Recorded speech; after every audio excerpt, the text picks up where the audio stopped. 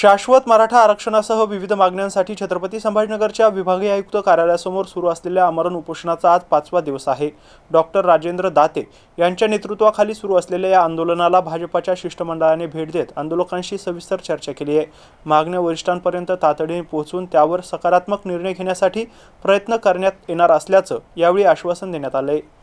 मराठा समाजाच्या विविध मागण्यांसाठी विभागीय आयुक्त कार्यालयासमोर डॉक्टर राजेंद्र दाते यांचे आमरण उपोषण सुरू आहे। उपोषणाच्या 5व्या दिवशी भाजपाचे शहराध्यक्ष तथा जिल्हाध्यक्ष किशोर शितोळे यांच्यासह राज वानखेडे, नंदू किशोर गवळी, किशोर मानकापे, शंकर म्हात्रे, प्राध्यापक माणिकराव शिंदे आणि योगेश शेळके यांनी आंदोलनस्थळी भेट दिली आहे। यावेळी आंदोलकांच्या मागण्यांबाबत सकारात्मक चर्चा करण्यात आली आहे। मराठा समाजाच्या मागण्या तातडीने वरिष्ठांच्या निदर्शनास आणून देण्यात येतील आणि या मागण्यांवर सकारात्मक भूमिका घेऊन शासन निर्णय घेण्यासाठी प्रयत्न केले जातील असं आश्वासन किशोर शितोळे यांनी दिला आहे। त्यामुळे आता प्रशासन या मागण्यांवर कोणती भूमिका घेते आणि आंदोलकांच्या उपोषणाबाबत पुढील निर्णय काय होतो याकडे सर्वांचे लक्ष लागले आहे।